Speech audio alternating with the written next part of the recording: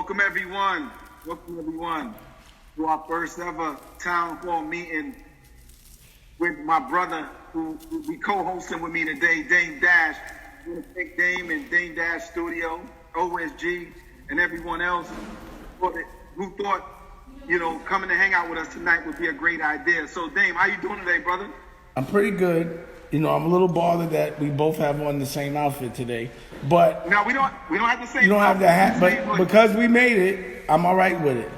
We're a team, so we in a team. But this is super fresh. I like to be the freshest. So no doubt. I think you had a lot to do with that. Man. Your brain definitely.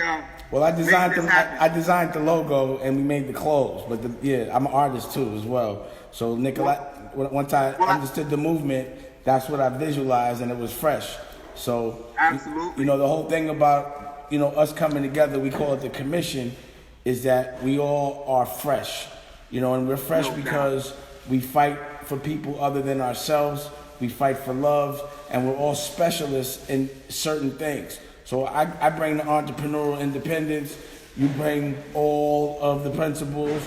The bishop brings all the history of religion, and the senator and the congressman, and so on and so forth. Dr. Chris with the medicine, all of it. And Taj with the therapy. Can't forget Taj with the therapy. And let me say Senator Senator Eddie Milton and Congressman Carson. So, Loon just came home from jail, and his experience is intense. And, his journey, I learned a lot. I'm waiting for him to get on, but, he has a lot of agendas as it relates to prison reform. And, I think the thing about prison is it's about what gets you there before you get there, and recognizing all the trauma, the education, and the structure, and the patterns, all the things that really the prisons are built to prepare you from day one to get there if you aren't ready to actually adapt to a system that's not for you.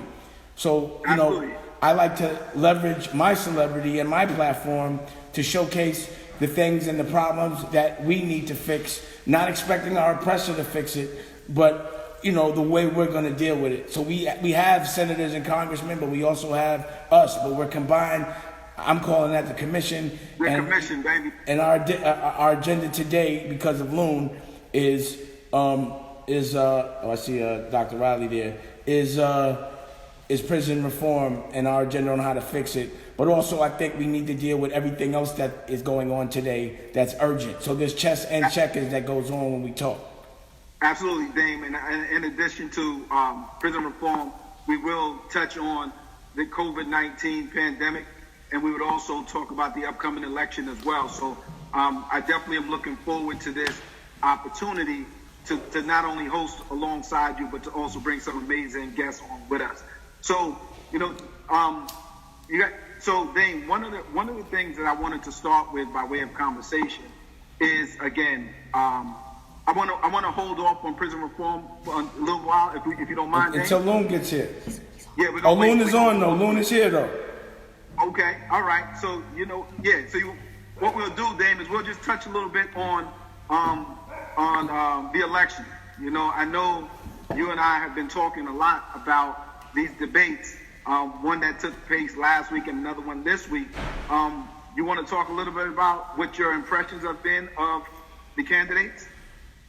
Well, I think Trump makes things fairly obvious, who his audience is.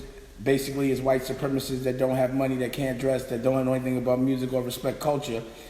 And, I think he makes us recognize who exactly we have to watch. Like just today or yesterday, these white supremacists were going to try to kidnap the governor. Now, remember I told you, I was like, now they hot and they not that strong. It's going to be easy. Yeah. So it's a good thing to know our oppressor and exactly who they are and their attitude. He showcases just that. I thought that the vice presidential debate, so Trump lost that debate. He's looking ridiculous, getting sick and still trying to look strong by looking weak. And, everybody that has agreed with him, everyone that he's given advice to should now be looking stupid in the barbershop. Anyone that's had an argument that said, COVID is not real and not to wear a mask. And, it just makes him look dumb, and whoever supported him look dumb, at least on that point. And the fact that he couldn't say that he's not a white supremacist shows that he is, and that's who he's playing to. I think it's obvious. And everyone needs to watch the Proud Boys. So if I choke on the bone, get at whoever we know they've been calling out, period. And any one of us, we know who to go to. So, on that level, I think I feel safer because, just because we know who's at us don't mean we got to be scared of them. I ain't scared of nobody. I think collectively we're way stronger than anybody that's against us. I think we just have to be aware of that. As it relates to the vice presidential election, I thought Harris did her thing because she didn't look like an angry woman. I thought she was reserved.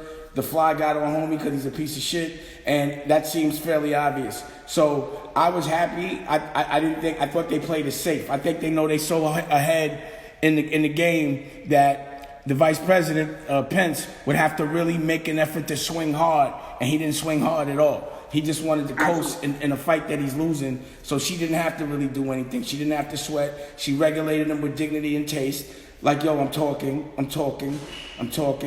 I think the way things are playing out, karma. I don't know who paid that fly, but I love that fly who fly, and I don't like flies, but I like that fly that flew on his head, pause, because he looked ridiculous. Well, other than that, it was boring a little bit to me, but I liked everything that was going on. Good, Dane. So, again, keeping with people who we know are experts in not only in politics and community development, I want us to bring in our brother, Senator Eddie Milton from Gary, Indiana. What's up, There he is. What's going on, Senator Milton? What's going on? What's up? What's up, Senator? Good, man. Good to see you. Good to see you, brother. Good to see you.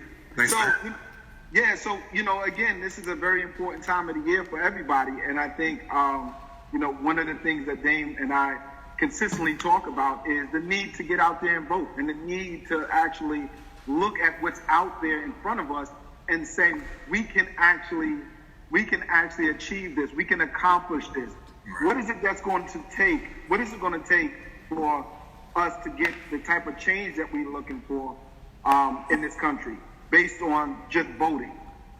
This election is the one, man. Right now what we're trying to do is push constantly the early voting.